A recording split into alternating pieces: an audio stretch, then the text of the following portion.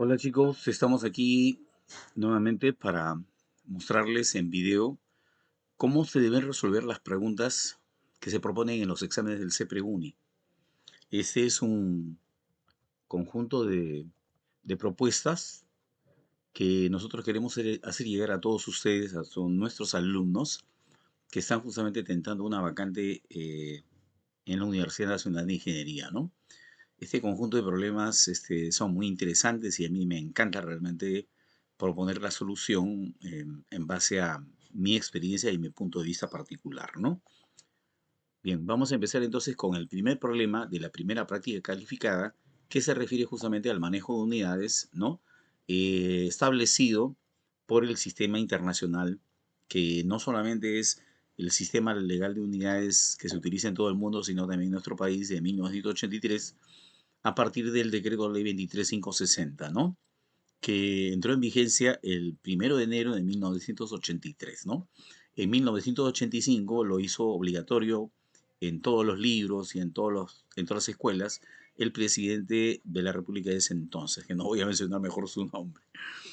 Ya, primera pregunta, dice, respecto de las reglas del sistema internacional sobre el manejo de las unidades, indique la cantidad de errores que tiene este siguiente texto, ¿no? Aquí hay una discrepancia con relación a la clave que han dado mis colegas, ¿no? Acá considero que hay un error adicional, aparte de los que justamente ya se mencionan o que todos han mencionado en sus solucionarios, ¿no?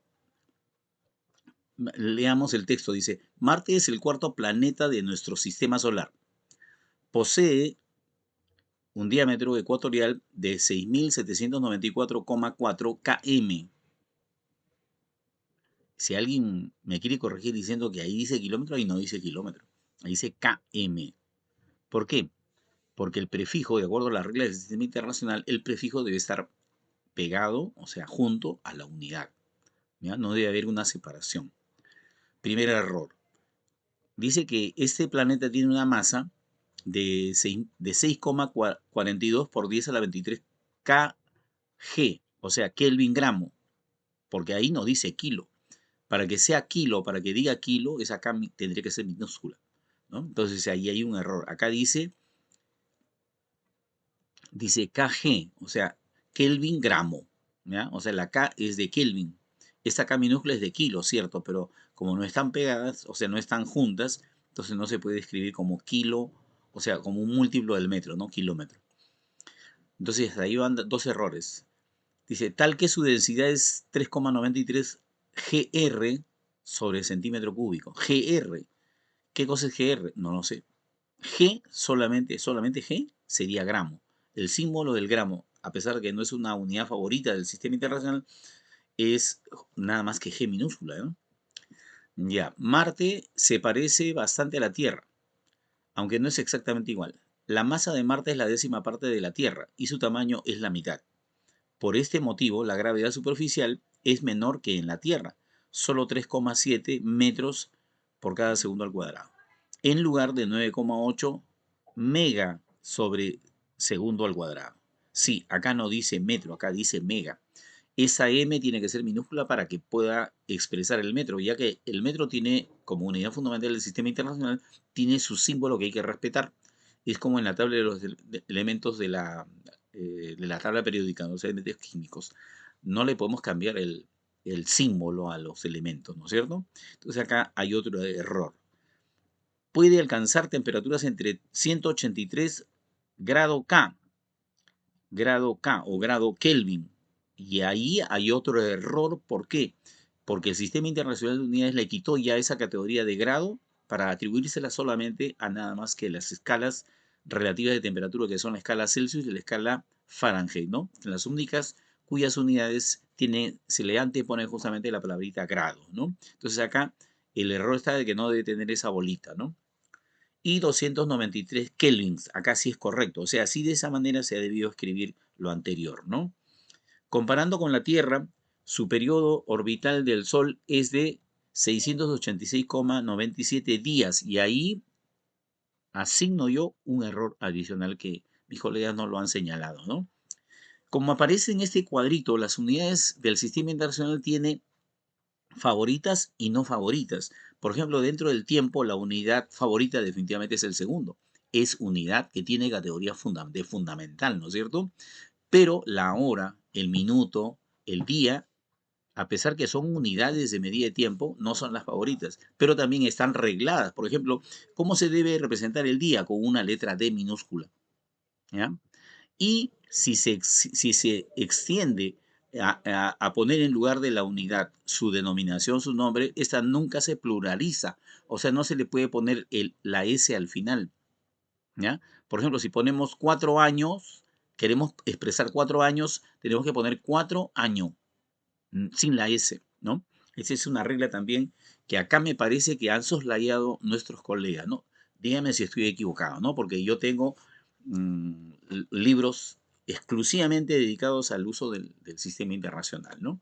Que los compré obviamente en la época en que se hizo popular el sistema internacional entre nosotros, ¿no? ¿Qué más? Dice, viaja con una rapidez de 24,07 kilómetros por cada segundo, ¿no? Todo es correcto ahí. Dentro de su composición, el elemento más abundante es el dióxido de carbono, ¿no? Con un 95,32% contra el 0,13% de oxígeno. Por tanto, una presión de 0,636 kPa o kilo PA. ¿Por qué no digo kilopascal? Porque el pascal, como lo están viendo ustedes acá, en el lugar número 10, esta es la fórmula dimensional de la presión, la unidad del pascal y el símbolo es P mayúscula con A minúscula. ¿Por qué mayúscula? Porque es nombre propio, ¿no? Los apellidos, los nombres se escriben con letra mayúscula, ¿no? Nunca con letra minúscula. Entonces, por esa razón, nosotros hemos contabilizado 7 errores, ¿no es cierto? 1, 2, 3, 4, 5, 6, 7 errores, ¿no? A diferencia de mis colegas que han señalado solamente 6, ¿no? Bien, respetamos su punto de vista, ¿no? Bien, pasamos entonces a continuación a ver la resolución de los problemas, ¿no? Por ejemplo, empezando justamente con un problema de análisis dimensional, en donde vamos a tener que aplicar el principio de homogeneidad dimensional. ¿Qué cosa dice el principio de homogeneidad dimensional? Dice que cuando tenemos una suma, ¿no? Cuando tenemos una suma, tanto cada uno de los términos como el resultado de la suma deben poseer la misma fórmula dimensional. Eso es lo que está establecido acá, ¿no? Si tenemos una suma A más B igual a C más D, entonces, ¿qué se tiene que cumplir? Que la fórmula dimensional de A debe ser igual a la fórmula dimensional de B, igual a la fórmula dimensional de C y la fórmula dimensional de D. O sea, cada uno de los términos debe tener la misma fórmula dimensional. En eso justamente radica este principio, ¿no? El principio de homogeneidad dimensional. Entonces lo dejamos ahí y nos disponemos a aplicar justamente ese principio, ¿no? Y para ello, ¿qué cosa tendríamos que decir? Tendríamos que decir que, a ver, vamos a llamarle a esto de acá con una letra y esto de acá con otra letra, ¿ya? A ver, se me ocurre poner acá la letra B y aquí la letra C. Un ratito, está muy fino el trazo, ya. Entonces, ¿qué cosa estaría estableciendo esta ecuación? Estaría diciendo que X, la magnitud X, más la magnitud C, más la magnitud B, me está dando la magnitud A, ¿no? Y de acuerdo al principio de homogeneidad dimensional, ¿qué debería cumplirse? Debería cumplirse que la fórmula dimensional de X debe ser exactamente igual a la fórmula dimensional de C y esta debe ser exactamente igual a la fórmula dimensional de B y también al resultado, ¿no? O sea, dimensionalmente hablando, cada uno de los términos tendría que tener la misma fórmula dimensional, ¿no? Y aquí vamos a hacer como se dice, una pequeña bromita, ¿no? Y la bromita sería la siguiente, ¿no? Que aplicar el principio de homogeneidad dimensional equivaldría a cambiar el signo más o el signo menos por el signo igual, toda vez que estemos refiriéndonos a la expresión dimensional de cada una, vale decir, dimensionalmente podemos decir que son iguales, dimensionalmente homogéneas. Esa sería la connotación que estamos expresando, ¿no es cierto? Entonces, vayamos al desarrollo de este problema. Primera pregunta, ¿qué cosa es lo que el problema nos está pidiendo? Nos está pidiendo determinar el producto X, Y, Z, o sea, la fórmula dimensional de X multiplicada con la fórmula dimensional de Y con la fórmula dimensional de Z, ¿no es cierto? Para eso nos están diciendo de que ρ es densidad, G es aceleración y A es el cociente entre Joule y metro cúbico, ¿no? Creo que tendríamos que empezar por ahí, ¿no es cierto? A ver, vamos a decir que la fórmula dimensional de A será el cociente, ¿no?, de dos expresiones dimensionales. A ver, en primer lugar vamos a poner en la parte superior la fórmula dimensional que le correspondería al Joule. Y en el denominador estaríamos colocando la fórmula dimensional que le corresponde al metro cúbico, ¿ya? Entonces la pregunta es, ¿qué cosa es el Joule? El Joule es unidad de trabajo. Entonces tendríamos que establecer en el numerador la fórmula dimensional del trabajo, que es L cuadrado mt a la menos 2, ¿no es cierto? O sea, fuerza por distancia, pues, ¿no? Ya. Y el metro es unidad de longitud, pero que estaría elevado al cubo, ¿no? Y es así, entonces, como nos está resultando la fórmula dimensional de A, que sería L a la menos 1 por mt a la menos 2, ¿no? En esa parte final, lo único que habríamos hecho para llegar a ese resultado sería justamente hacer el cociente entre L cuadrado y L cubo, ¿no? Y eso nos está dando como resultado L a la menos 1, ¿no? O sea, se resta los exponentes. La resta sería 2 menos 3, ¿no? Bien, entonces una vez que hemos cumplido con eso, con ese, con ese trabajo previo, ya podríamos decir cuál es la fórmula dimensional de X, ¿no? ¿Cuál sería la fórmula dimensional de X? La fórmula dimensional de X sería la fórmula dimensional de A, o sea, la fórmula que acabamos de determinar, ¿no es cierto? O sea, esto de acá me tiene que salir en cada caso L a la menos 1 por M y T a la menos 2. En todos los casos, o sea, C tiene que arrojar esa fórmula dimensional lo mismo que B, ¿no? Y justamente vamos a ese propósito, ¿ya? Entonces tendríamos que decir, además, que se cumple. Se cumple que la fórmula dimensional del factor 1 medio multiplicado por la fórmula dimensional de la densidad, ¿ya?, que sería L a la menos 3 por M, ¿ya?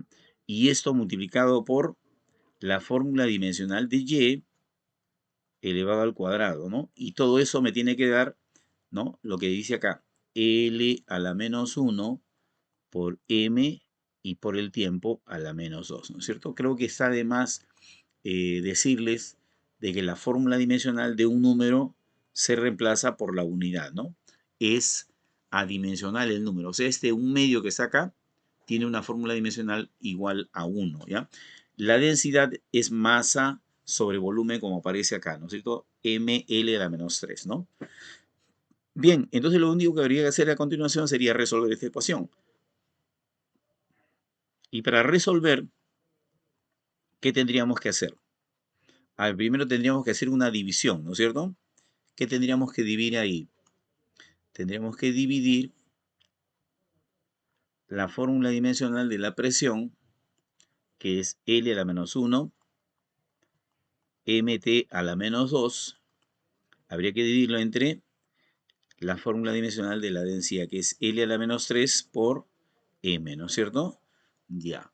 Y entonces, ¿qué cosa nos va a resultar? Nos va a resultar, entonces, así, que la fórmula dimensional de Y elevada al cuadrado quedaría como L a la menos 2 por T a la menos 2, ¿no es cierto?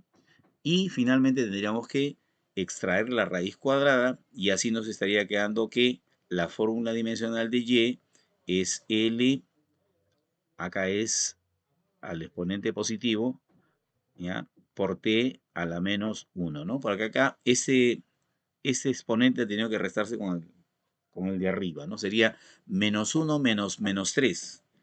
Entonces eso nos está dando 2 positivo, ¿no? Entonces mejor le vamos a borrar esa manchita ahí. Entonces, y luego de sacar la raíz cuadrada, dividimos entre 2, entre 2, entre 2, y así quedó la expresión la expresión dimensional para y, ¿no? Ya tenemos entonces lo que es y. Ya tenemos también lo que es x, ¿no? ¿Qué cosa es x? Lo que está x. La fórmula dimensional de x es esta de acá. Esa es la fórmula dimensional de x, ¿no?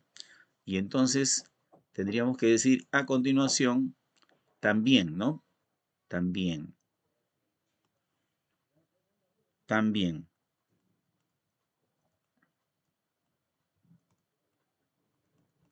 ¿Qué tenemos también? El término b, ¿no? El b, la fórmula dimensional de b tiene que ser igual a la fórmula dimensional de a, ¿no?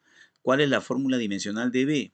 La fórmula dimensional que tiene la densidad, que es L a la menos 3 por m, ¿ya? Al costadito está G, la fórmula dimensional de G es la fórmula de la aceleración, la fórmula dimensional de la aceleración. Al costadito tendríamos la fórmula dimensional de Z, de la magnitud Z, ¿no? Y eso nos tiene que dar L a la menos 1, M, T a la menos 2, ¿no? Y entonces para hacer el despeje correspondiente y deducir cuál es la fórmula dimensional de Z, tendríamos que hacer ahí una división, ¿no es cierto? A ver, cambiando de color. Entonces la división sería así, ¿ya? Atención, para que no se pierdan un detalle. Primero ponemos la fórmula dimensional de la presión. L a la menos 1, MT a la menos 2, ¿ya? Y luego este producto lo vamos a colocar en el denominador. ¿Cuánto me da L a la menos 3 por L? Me da L a la menos 2, ¿ya? Acá el resto sería MT a la menos 2. MT a la menos 2, ¿no? Y como ustedes están viendo, me ha quedado simplemente L, porque L a la menos 2 que está en el denominador sube y se convierte en L cuadrado. Por L a la menos 1 me da simplemente L a la potencia 1, que sería la fórmula dimensional que le corresponde a Z. Y con eso ya tendríamos para hacer el producto, ¿no es cierto? Entonces ahí vamos a decir finalmente, ¿qué tenemos que hacer? Una multiplicación, ¿no? Entonces finalmente tendríamos que la fórmula dimensional del producto x, y, z será igual a x, que es L a la menos 1, mt a la menos 2, ¿ya? La fórmula dimensional de y es la fórmula dimensional de una velocidad, ¿no? Y finalmente la fórmula dimensional de L, ¿no? Y esto ya me está dando la solución del problema, ¿no? Que tendríamos que decir que esto va a salir L por M y T a la menos 3, que sería finalmente la respuesta del problema, ¿no? Que aparece justamente en la alternativa A.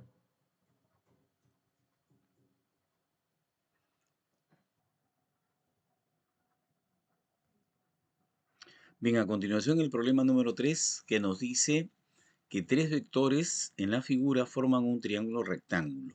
El módulo del vector C es 6 unidades. Vamos anotando eso.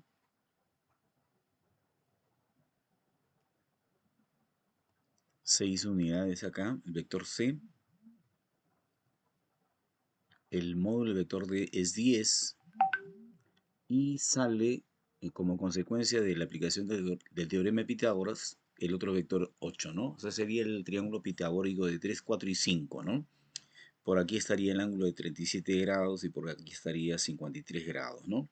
Bueno, eso no va a tener parte importante en la solución del problema, por eso es que no anotamos los números, ¿no?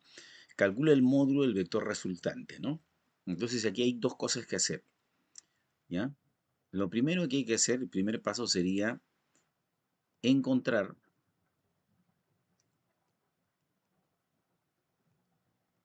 el vector resultante, ¿ya? Es como si me dijeran, Mide la altura del árbol. Lo primero que tendría que pedir es que me indiquen qué árbol voy a medir, ¿no? Y luego determinar su módulo. Determinar su módulo, o sea, su longitud. Esos serían los dos pasos, ¿no? Entonces, para poder cumplir con el primer paso, lo que vamos a hacer, lo que podríamos hacer es indicar qué es lo que estamos buscando, ¿no? Estamos buscando determinar o encontrar el vector resultante. Y ese vector resultante tendría que ser la suma de los vectores que están indicados, ¿no? Por ejemplo, podríamos señalar primero que tenemos el vector que va de P a Q, es el que está en dirección vertical y dirigido hacia abajo. A continuación de este está el vector QR, ¿ya? Y en tercer lugar está el vector PR, ¿no? Entonces, la teoría dice de que si los vectores están trazados consecutivamente, entonces podemos aplicar la regla del triángulo. Por ejemplo, acá estamos viendo de que el vector PQ termina en el punto Q y el vector QR empieza en el punto Q. Entonces, eso me está diciendo que estos dos vectores están trazados consecutivamente. Acá se puede observar también en la figura, ¿no? Uno termina en Q y el otro empieza en Q, ¿no? Entonces podríamos decir cuál es la resultante de estos dos vectores simplemente cogiendo la primera letra, que en este caso vendría a ser la letra P, y luego la última, ¿no? Y así estaríamos obteniendo la suma de esos dos vectores, ¿no? La suma de dos vectores es otro vector, ¿no? Y a continuación, esto tendría que sumarse con el vector PR, ¿no? Y entonces, de hecho, estaría resultando que la resultante o el vector resultante sería el doble del vector que va de P a Q, doble en módulo, ¿no es cierto? Entonces luego seguiríamos con el segundo paso, ¿no?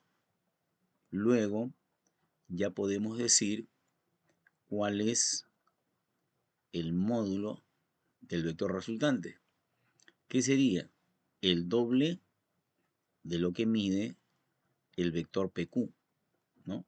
Esto es 2 veces 8, vale decir 16 unidades tendría que tener la magnitud de la resultante, que es justamente lo que estamos observando aquí, ¿no es cierto? Clave E, alternativa E, ¿no es cierto? Esta es una primera forma de resolver los problemas de vectores, ¿no? Ahora, no siempre se va a poder hacer así. Además, el procedimiento podría ser también muy extenso en muchos casos, ¿no? Entonces vamos a preferir un procedimiento gráfico, ¿no? ¿Cómo es que vamos a hacer? Bueno, vamos a trazar a los vectores consecutivamente, o sea, vamos a utilizar el método del polígono, ¿no? Entonces lo primero que tenemos que anotar es de que estos dos vectores están trazados consecutivamente, pero solamente los dos primeros. El tercer vector, como se está viendo, no está trazado consecutivamente. Entonces, ¿qué tendríamos que hacer? Tendríamos que moverlo, ¿no? De aquí lo vamos a desplazar sobre la misma línea para que no se modifique su dirección, ¿no? Vale decir, ese vector se habría encontrado inicialmente en esta posición, ¿no es cierto? Ahí estaba, ¿no? Pero lo hemos desplazado ¿para qué? Lo hemos desplazado para que quede trazado consecutivamente con el anterior, ¿no? Y no olvidemos que este módulo, esta longitud, es también 8 unidades, ¿no? Entonces ahí ya podemos proceder a determinar la resultante, ¿no? ¿Qué tendríamos que hacer? Simplemente trazar un vector que va desde el origen del primero hasta el extremo del último, ¿no? Vale decir, desde aquí hasta acá, ¿no? Pero ese trazo deberíamos hacerlo con una línea interrumpida. ¿Por qué razón? Porque en realidad tenemos tres vectores nada más. No le puedo agregar un cuarto vector. La resultante en todo caso es el vector que estaría en condiciones de reemplazar a los vectores que nos han mostrado en la figura, ¿no es cierto? Entonces, este es el vector resultante, ¿no? Que está yendo del origen del primero al extremo del último. ¿Cómo se le llama a este procedimiento? Se le llama método del polígono. ¿Y en qué consiste? En trazar los vectores en forma consecutiva, ¿no? Y la resultante sería el que empiece en el origen del primero, que vendría a ser este punto, ¿no? Y se iría hasta el extremo del último, que vendría a ser este otro punto, ¿no? Esa es la condición. Ahora, como se puede observar, ¿cuál es la magnitud? ¿Cuál es el módulo de la resultante? Está bien claro, ¿no? Lo único que tenemos que decir es que esa resultante tendrá un módulo que claramente se puede distinguir en la figura, que es 8 más 8. O sea, mide 16 unidades, ¿no? Y así hemos encontrado el mismo resultado que en el procedimiento anterior, ¿no? Utilizando el método del polígono. Bien, chicos, entonces así es como podemos atacar cualquier problema, ¿no? De cualquiera de estas dos formas. Bien, pasemos al siguiente problema. Aquí tenemos que ver el producto escalar y el producto vectorial, ¿no? Y entonces lo primero que vamos a hacer para poder ejecutar esta operación que nos están indicando acá, esta operación que nos están indicando es esta, ¿no? Ese es el producto que hay que hacer, ¿no? Pero primero habría que determinar el producto vectorial de A y B, ¿no? Y luego, una vez que determinamos ese vector, lo multiplicamos escalarmente por el vector C, ¿no? Ya. ¿Qué necesitamos hacer? Primero encontrar las componentes de cada uno de los vectores, ¿no? Entonces, empezamos por señalar que este es el vector A, este es el vector A, ¿ya? Y este es el vector B, ¿ya? ¿Cuáles son las componentes del vector A? A ver, vamos a mostrar las componentes del vector A. Acá. Esta es una componente y la otra componente sería así. Ahora, ¿cuántas unidades de longitud tiene este primer vector? Las unidades de longitud que tiene este primer vector son, a ver, 1, 2, 3 unidades, ¿no es cierto? 3 veces entonces sería el vector unitario J, I, ¿no?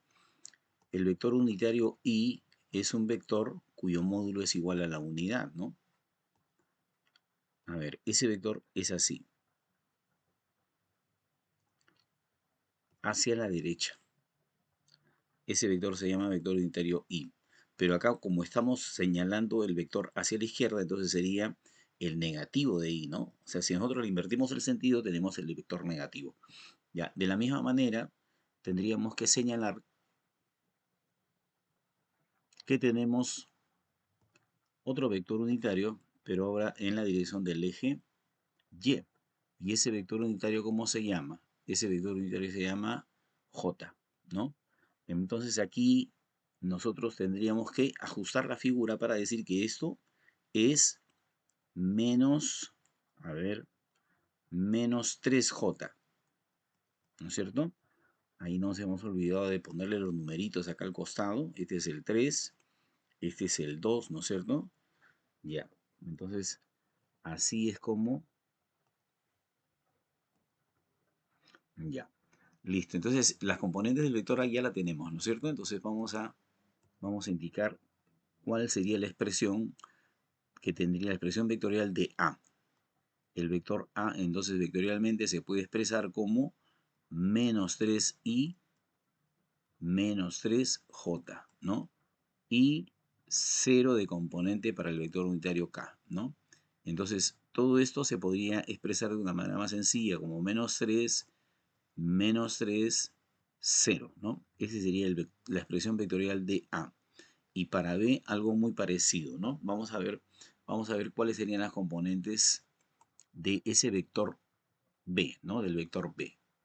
Las componentes también las vamos a pintar de color naranja o de repente sí de rojito.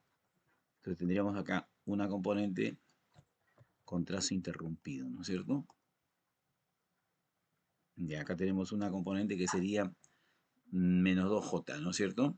Y la otra componente sería 3i. Entonces acá vamos a anotar eso, rapidito. Acá sería, este vector sería 3 veces i, ¿no? Y este acá sería menos 2 veces j, ¿no? Cosa que así estaríamos indicando acá primero i, 3 veces i, el vector unitario i, menos 2 veces j, ¿no? Y 0 veces k. Esto también lo podríamos expresar de una manera más simplificada de esta manera, ¿no? Y así tendríamos el vector A y el vector B expresados en función de los vectores unitarios y JK, ¿no es cierto? Ya, ¿qué tenemos que hacer a continuación? Vamos a tener que hacer el cálculo del producto vectorial, ¿no? Entonces vamos a anotar acá. Calculando el producto vectorial. O sea, de A y B, ¿no? Entonces vamos a poner acá A multiplicado vectorialmente por el vector B, ¿no? Y para eso tenemos que darle la forma matricial, ¿no? A algo más o menos así, ¿no? ¿Ya? Y ahí vamos a colocar las componentes de estos vectores. Por ejemplo, el primer vector, que es el vector A, se tendría que poner su primera componente a la izquierda, la segunda componente en el centro y la tercera componente en el extremo derecho. Entonces sería menos 3, menos 3, 0. Menos 3, menos 3, 0. Ya. Y el otro sería, el vector B sería 3, menos 2, 0, ¿no? ¿Y qué tenemos que hacer a continuación? Bueno, ahí tenemos que hacer un producto en aspa, ¿no? Bueno, como los vectores A y B están en el plano XY, ¿no? O sea, en el plano de esa figura, el producto vectorial va a salir perpendicular a este plano, o sea, un vector que estaría dirigido hacia nosotros, ¿no? Hacia nuestros ojos, ¿no? Hacia donde está el observador. Entonces, por eso es que vamos a trabajar solamente vamos a trabajar la tercera componente, ¿no? Entonces separamos esta columna y esta fila, ¿no? Y tendríamos nada más que esa matriz, ¿no? Y entonces sería así, igual. A ver, primero multiplicamos de esta manera. Vamos a ponerle un colorcito para que se indique, ¿no es cierto? Así, de esta forma. Así y así vamos a multiplicar, ¿ya? Ya, entonces tendríamos menos 3 que se estaría multiplicando con menos 3 con menos 2, ¿ya? Y a eso le vamos a quitar, le vamos a restar el producto, el otro producto, que sería 3 por menos 3, ¿no? Y todo esto acompañando al vector unitario K, ¿ya? Porque aquí está, ¿no? Entonces sería 6 positivo con 9 positivo, 15, 15K, ¿no? Claro que esto en realidad no es otra cosa que 0x, 0y y 15 en Z, o sea, la tercera componente, ¿no? Entonces, ahora sí, ya podemos finalmente efectuar el producto escalar, ¿no? Entonces, luego vamos a proceder a multiplicar el vector C, producto escalar, con lo que nos ha resultado en el producto aspa A por B, ¿no? Ya, esto sería el vector C. Primero vamos a anotar acá el vector C. ¿El vector C qué cosa es? Por lo tanto, el problema es 2 veces I más 3 veces K. 2 veces I más 3 veces K, ¿no? Ya, pero esto en forma simplificada se podría escribir como 2,03, ¿no es cierto? ¿Por qué? Porque aquí falta la componente en Y, o sea, la segunda componente. Solamente está la primera y la tercera, ¿no? Entonces, eso es lo vamos a colocar acá en primer lugar. 2, 0, 3. Esto se va a multiplicar escalarmente con el vector que nos ha salido acá. 0, 0, 15, ¿no? Ahora, ¿cómo se ejecuta ese producto? Componente a componente, ¿no? O sea, aquí vamos a multiplicar, por ejemplo, ¿no? La primera componente con la primera componente, la segunda componente con la segunda componente, ¿no? Y cada uno de esos productos, como ustedes estarán apreciando, va a resultar igual a cero, ¿no? Entonces, acá nosotros tendríamos que poner 2 que multiplica cero más 3 que multiplica cero. Y finalmente, perdón, acá sería la segunda componente sería cero que multiplica cero. Y la tercera componente sí sería 3 que multiplica 15, ¿no? Dándonos entonces como resultado 45, que sería la respuesta de ese problemita, ¿no? Así es, ¿no? Sus dudas, por favor, las van escribiendo en la cajita de comentarios para irlas respondiendo, ¿no? Bien, pasamos al siguiente problema, rápidamente, ¿no? Ya, acá tenemos que hablar ya del movimiento, ¿no? En relación a lo que son los conceptos básicos de la cinemática, ¿no? Por ejemplo, acá nosotros tendríamos que hablar que el movimiento, ¿no? Tridimensionalmente hablando, vale decir, visto desde un marco de referencia tridimensional con tres ejes, X, Y y Z, todos perpendiculares entre sí, va a tener en primer lugar, por ejemplo, a ese vectorcito, ¿no? A ver, el vectorcito que nos señala la posición inicial. ¿Cómo se va a llamar ese vector que señala la posición inicial? Se va a llamar vector posición inicial, ¿no? Y se le suele representar con la letra R, ¿ya? Pero con un subíndice 0 para señalar el inicio, ¿no? Y de una manera muy parecida utilizaremos otro vector para señalar ya la otra posición, ¿no? Que en este caso vendría a ser la posición final, por eso le ponemos simplemente R, ¿no? Y entonces ahí viene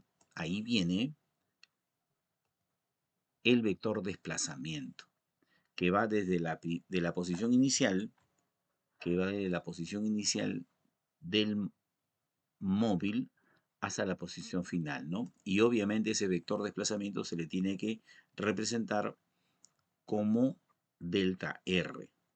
¿Por qué delta R? Buena pregunta. Porque justamente si nosotros nos fijamos en esta figurita, a ver, vamos a sombrearla, ¿ya? Si nosotros nos fijamos en esta figurita, en este triangulito, vamos a poder apreciar que están trazados en forma consecutiva. ¿Quiénes? ¿Quiénes están trazados en forma consecutiva? Esa forma consecutiva están trazados el vector R sub 0 y delta R, ¿no? Entonces nosotros tendríamos que poner acá que R sub 0, el vector posición inicial, se estaría sumando con el vector desplazamiento, ¿no? Y me estaría dando como resultado, aplicando la teoría de vectores, el vector R, ¿no es cierto? Como lo veíamos al principio, ¿no? O sea, el vector resultante es el que va desde el origen del primero, que viene a ser R sub 0, y se va hasta el extremo del último, que viene a ser el segundo vector, delta R, ¿no? Entonces de acá se puede apreciar que delta R vendría a representar el vector cambio de posición, ¿ya? Bien, esto es en tres dimensiones, ¿no es cierto? Esa línea que está pintada de rojo es justamente la trayectoria, ¿no? Como ustedes están viendo, la trayectoria no tiene nada que hacer con el vector desplazamiento, ¿no? Y sobre la trayectoria también vamos a encontrar una magnitud sobre la trayectoria que se va a llamar espacio recorrido o distancia recorrida, ¿no? Ahí hay un poco de desacuerdo en parte de los profesores respecto de cómo debería llamarse exactamente, ¿no?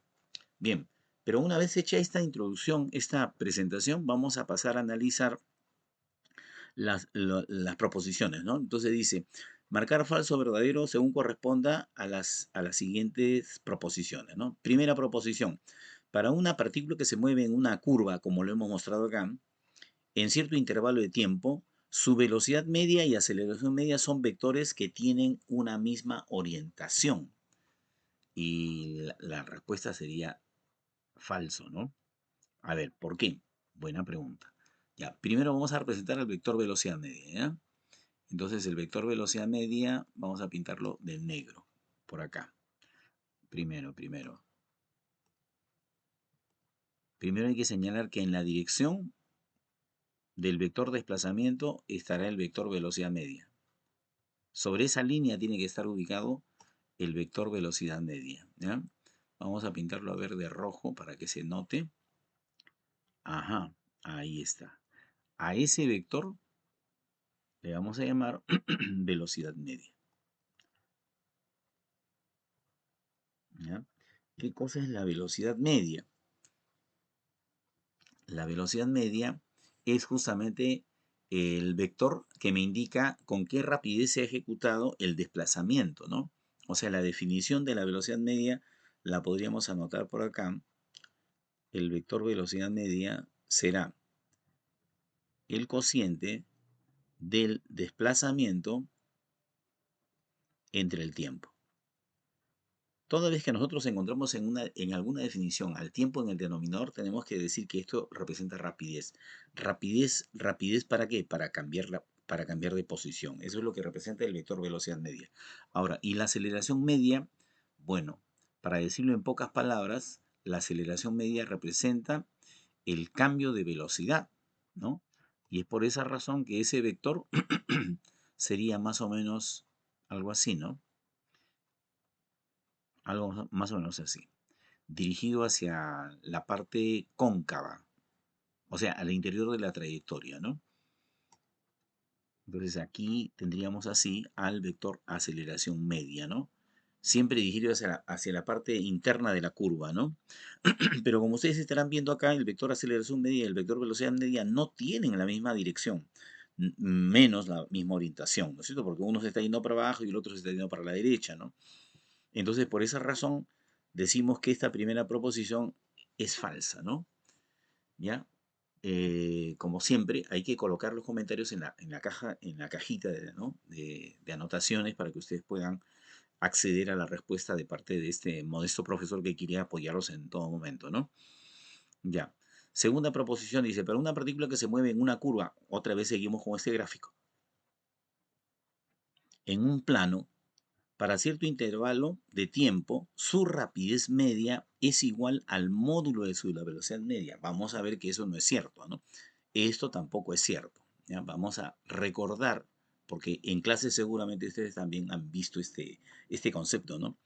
Ya, a ver, dice, su rapidez media es igual a su velocidad media en módulo, falso, ¿no? ¿Por qué? Primero, como ya dijimos, la velocidad media es un vector que se determina dividiendo el cambio de posición, o sea, el desplazamiento, entre el tiempo, ¿no? Entonces, esto es la velocidad media, ¿no? ¿Y qué es la rapidez media? Ya miren, no lleva flechita. O sea, quiere decir que una es vectorial y la otra es escalar. ¿Qué representa?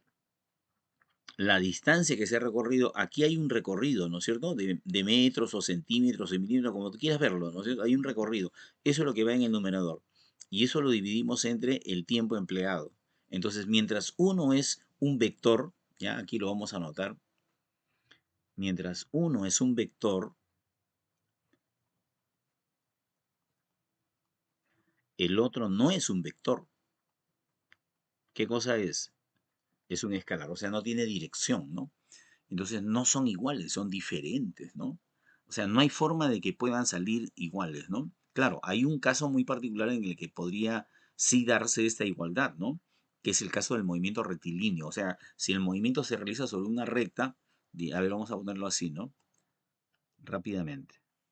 Si el movimiento se realiza sobre una recta, ¿ya? Y ahí tenemos un móvil,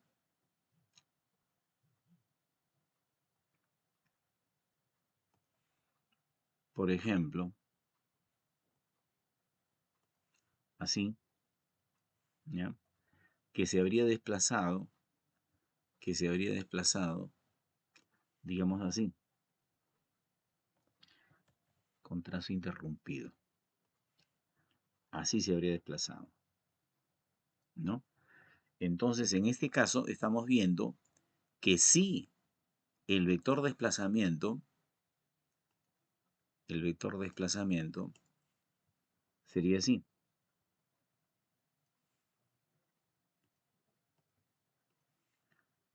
Este es el vector de desplazamiento. Y estaría coincidiendo en módulo con la distancia que se ha recorrido, que vendría a ser esto de acá, ¿no? Entonces, ahí sí habría una igualdad. Pero ya dicho, la premisa es para una partícula que se mueve en una curva. Si se mueve en una curva, entonces esa igualdad es imposible, ¿no? Por lo tanto, esa proposición es falsa, ¿no? Entonces, así estaríamos llegando a la tercera proposición, tercera y última proposición. Dice, para una partícula que se mueve en línea recta, su velocidad y aceleración siempre tienen, ahí está la falla, siempre tienen, siempre, esa es la falla, siempre. La pregunta es, ¿siempre es así? No. Vamos a ver un ejemplo, ¿ya? A ver, para que se pueda entender, ¿no? Lo que estamos diciendo.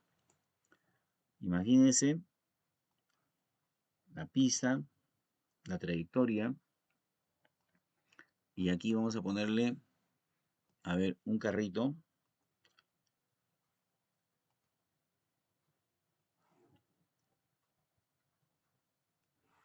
para no repetir lo mismo que hicimos hace un rato, ¿no es cierto? Ya. Entonces acá dice su velocidad y su aceleración, ¿no es cierto? Su velocidad y su aceleración, ¿tienen la misma dirección? ¿Siempre tienen la misma dirección, la misma orientación? No. ¿Por qué no? ¿Qué pasa, por ejemplo, si tenemos a ese carrito empezando con una velocidad inicial, ¿ya? Y terminando con otra velocidad que ya no le vamos a llamar inicial, sino le vamos a llamar final, ¿ya?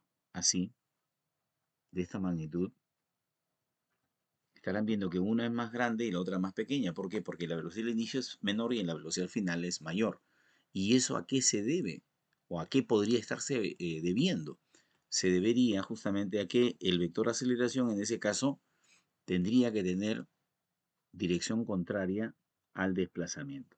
O sea, estamos hablando del movimiento, ¿no? Del movimiento rectilíneo uniformemente retardado, vale decir donde la velocidad está disminuyendo a causa de que la aceleración tiene dirección contraria que la velocidad. O sea, la aceleración siempre tiene la misma dirección que la velocidad. La respuesta es no. Entonces las tres proposiciones resultaron falsas, ¿no? Y así habríamos llegado entonces al problemita número 6, ¿no? ¿Qué cosa nos dice el problema número 6?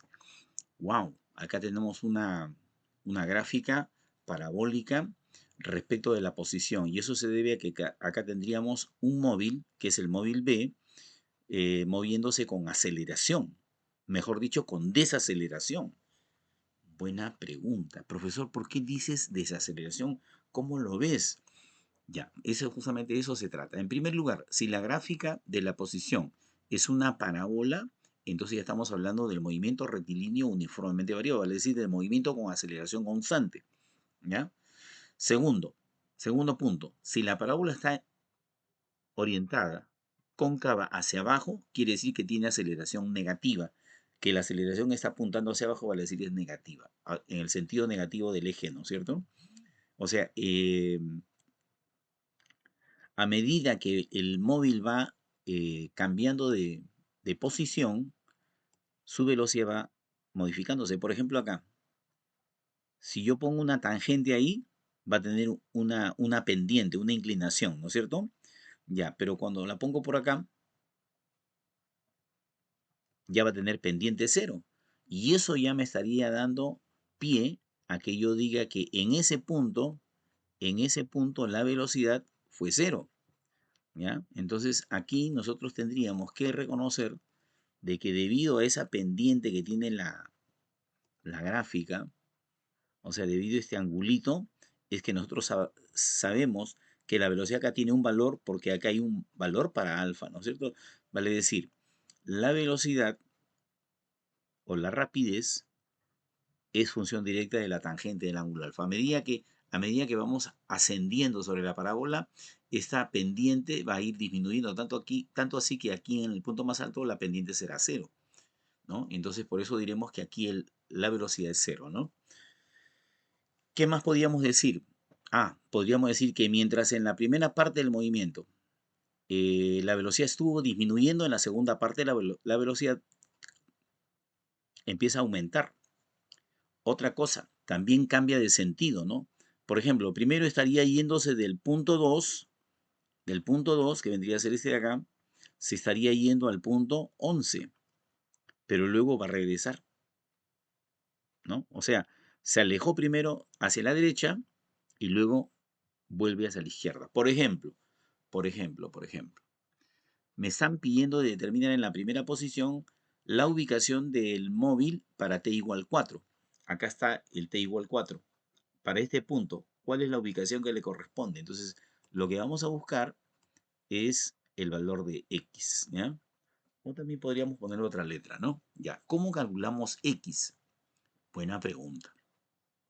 Aquí en el gráfico estamos indicando que vamos a tomar en cuenta el retorno del móvil, ¿no? O sea, primero va hasta el punto donde su velocidad es cero y luego retorna, o sea, regresa. Vale decir, primero se estuvo moviendo hacia la derecha y luego empieza a moverse hacia la izquierda, ¿no? Entonces nosotros vamos a tomar como referencia justamente el desplazamiento de Q a R, ¿ya? De Q a R. Claro que en realidad el movimiento de Q a R no existe, ¿no? Porque R estaría acá, ¿no? Vamos a llamarle así, y a esto vamos a llamarle R', que vendría a ser su reflejo o su simétrico, ¿no? Ya, de Q a R. ¿Qué pasa de Q a R? La velocidad empieza en cero. Ya, ¿cuánto tiempo transcurre de Q a R? Acá está el tiempo. De 3 a 4, o sea, un segundo, ¿no? Como está indicado ahí. Entonces, ¿cuál sería el valor de la aceleración si se sabe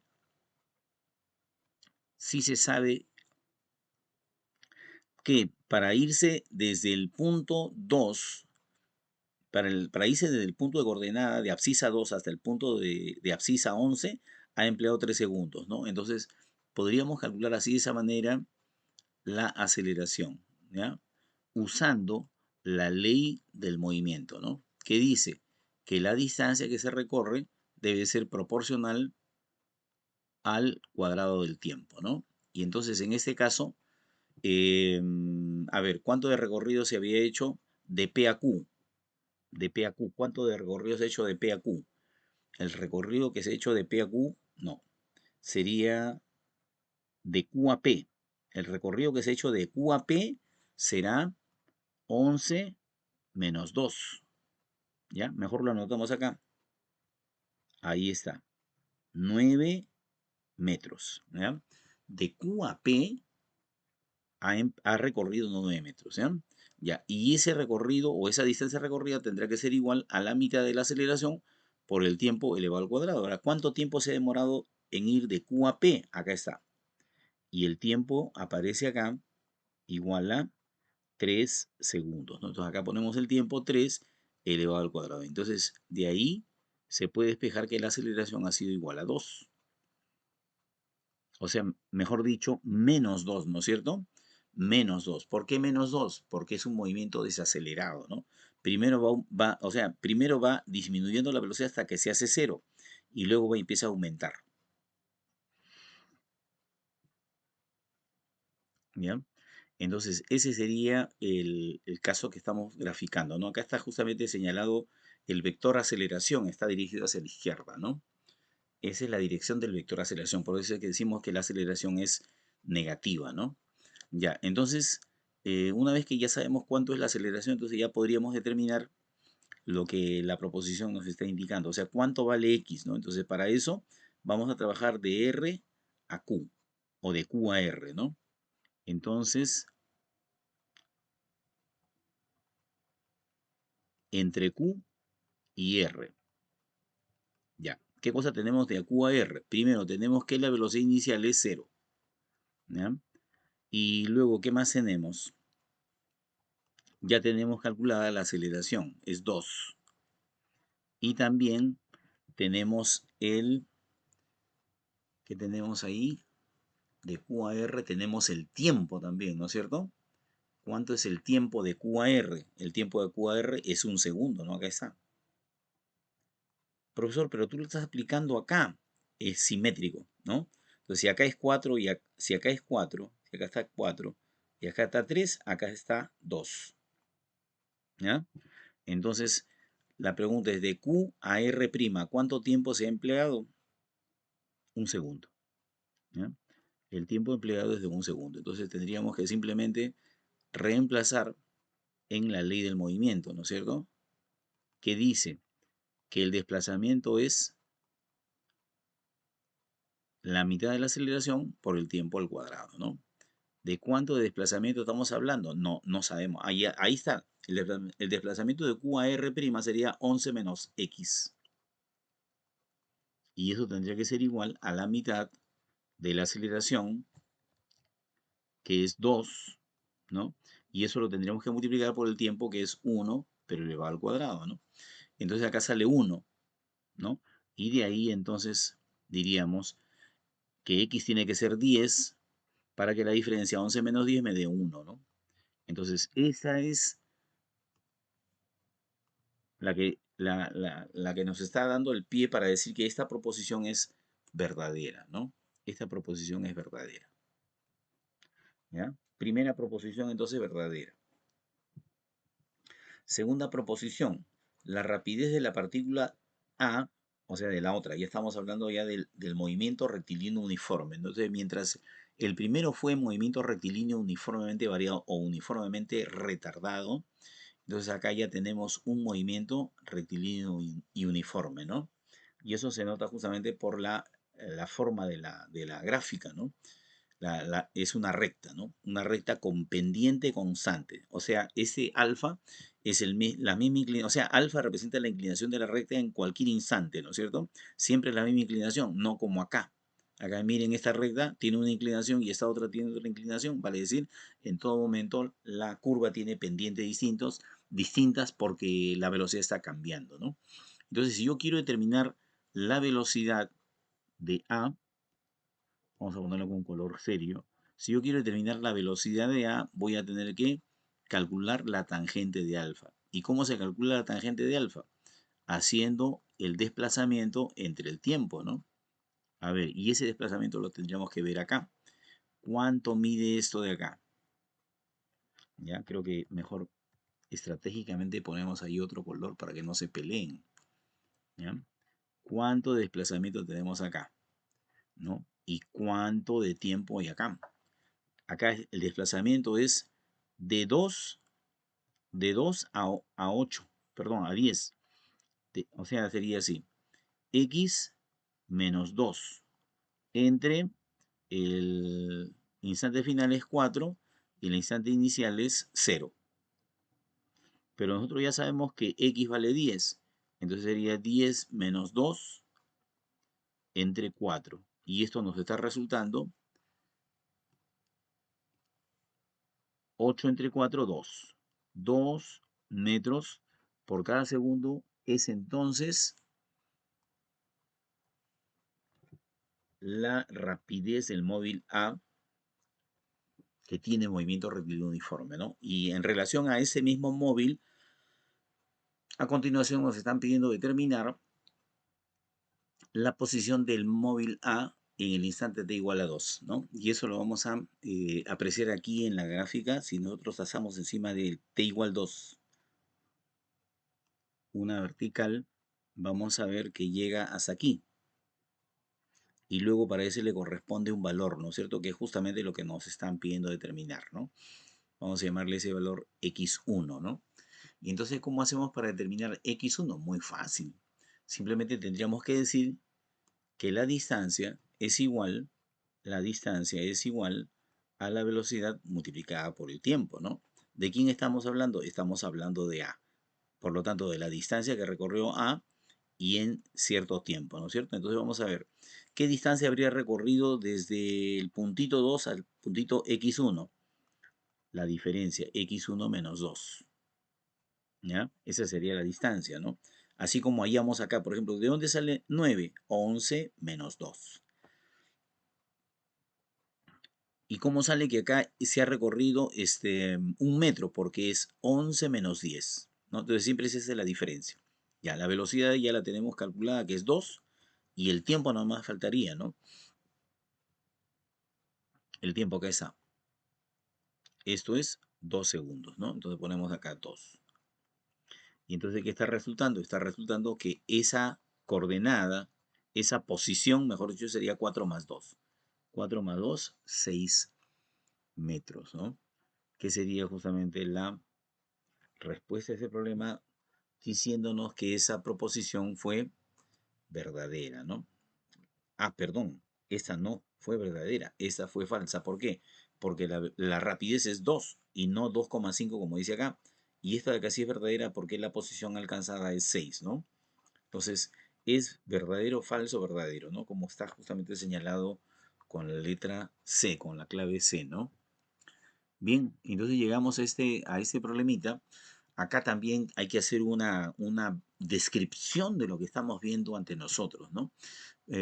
Comúnmente vemos que todos los profesores se lanzan de cabeza, se zambullen en la fórmula matemática, ¿no? Y aquí se revuelcan manejando los números, pero no hacen ver la interpretación física que tiene todo esto, ¿no? Entonces, a eso vamos a dedicarnos en los primeros segundos, ¿ya? Nos están pidiendo determinar, calcular la rapidez de la partícula para el instante t igual a 5. Entonces, primera, eh, primer paso, ¿qué hay que hacer? Hay que decir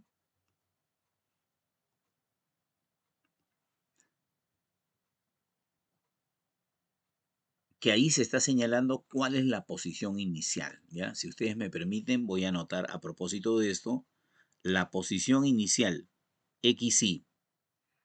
Bueno, nosotros le llamamos x0, ¿no es cierto? De esas dos formas se puede representar. ¿Cuál es la posición inicial? Menos 4,5.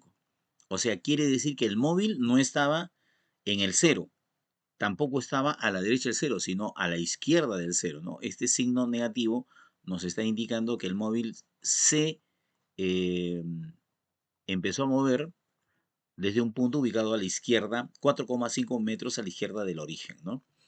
Ya, ¿qué más?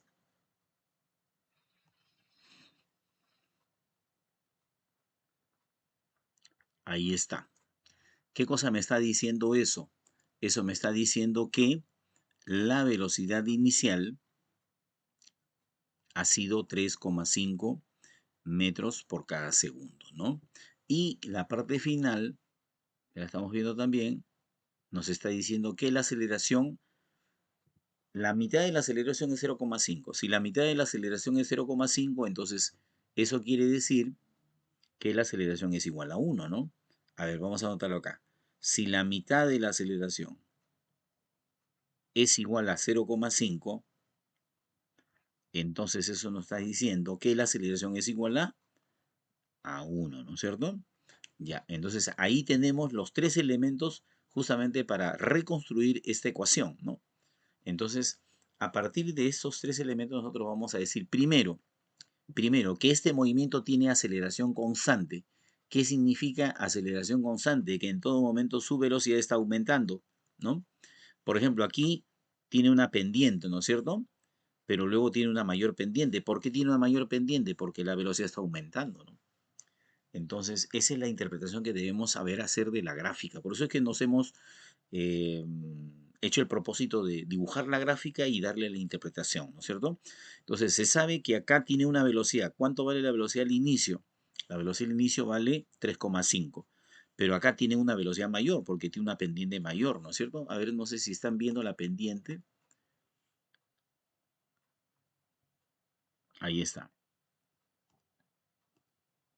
O sea, si yo hablo de la velocidad inicial sería igual a la tangente de alfa. ¿Qué me están pidiendo? Me están pidiendo la velocidad final. Y la velocidad final, ¿qué cosa es? La tangente de otro ángulo. Aquí lo vamos a mostrar, ¿ya? Ahí está. Sería la tangente, para la velocidad final habría que hallar la tangente de beta, ¿ya? Entonces, esa es la interpretación de esta gráfica, ¿no? Y esa tangente de beta, o sea, esa velocidad final, debe ser la que corresponde al instante final, o sea, 5 segundos después de haberse iniciado el movimiento, ¿no? Bien, esta última parte es sencilla, ¿por qué? Porque lo único que tenemos que hacer es sustituir en la ley del movimiento, ¿no? Y ya hemos dicho que la ley del movimiento tiene esta primera parte, pero tiene una consecuencia de esto. Una consecuencia de esto es que la velocidad al final será igual a la inicial más el valor de la aceleración multiplicada por el tiempo. O sea, de acá se deriva esta otra, ¿no?